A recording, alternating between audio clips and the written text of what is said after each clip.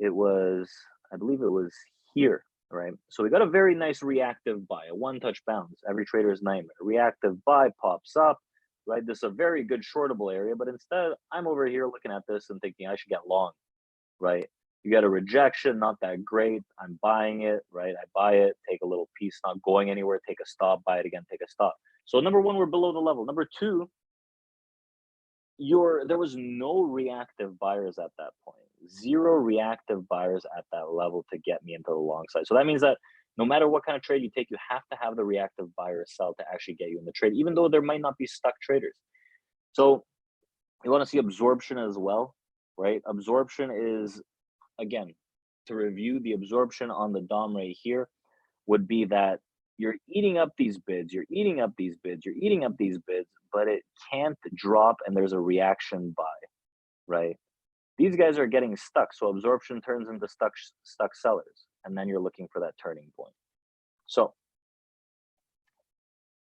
I guess we should probably talk about the one moment before we take a look at an example as well, to get the theory behind it. But quote unquote the holy grail, when do we get in, right? This is always everyone on everyone's mind, like when do we actually pull the trigger, what has to happen? Now there's a few ways to actually pull the trigger, right? One of them is you got to be super fast and just click when you see it, which is a very hard task to do.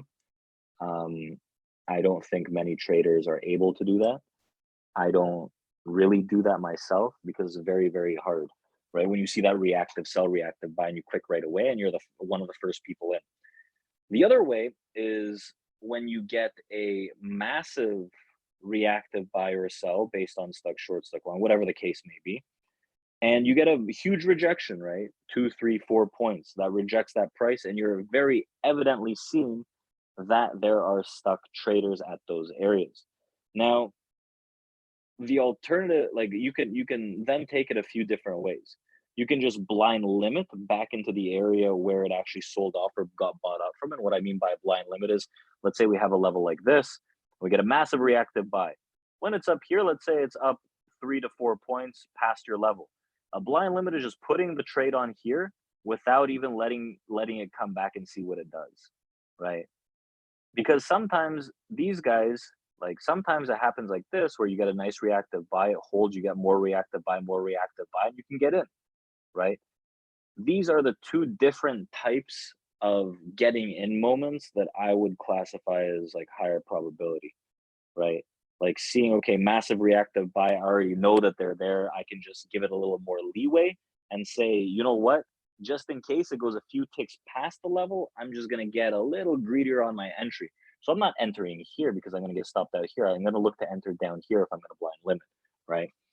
So remember, we can pinpoint the area 1 to 2 points of entry, ideally. However, we need to be fast if that's possible. If we miss the entry and the trade honestly just goes, let's say it goes 10 points in your direction, that's when you don't want to be doing example one. Because if it's running 10 points, right? If it's like this, oops, draw that straight.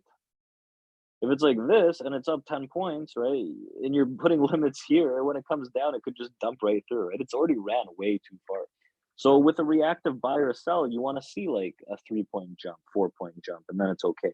Because realistically, it becomes hopium when it runs and you're like, okay, well, like please come back, or like it causes people to do like things that they shouldn't. Um, so keep that in mind. And when you see the reactive traders come in hard, that is the one moment, right? When the reactive sellers are fast on the rejection level or the reactive buyers are fast on the rejection level, that's going to be the one moment. And we can pinpoint that. We're going to look at it on a DOM in this example, but we can start pinpointing that to within an area, right? Because we start to see active buyers, active sellers, and we'll go from there. So why don't we take a look at that?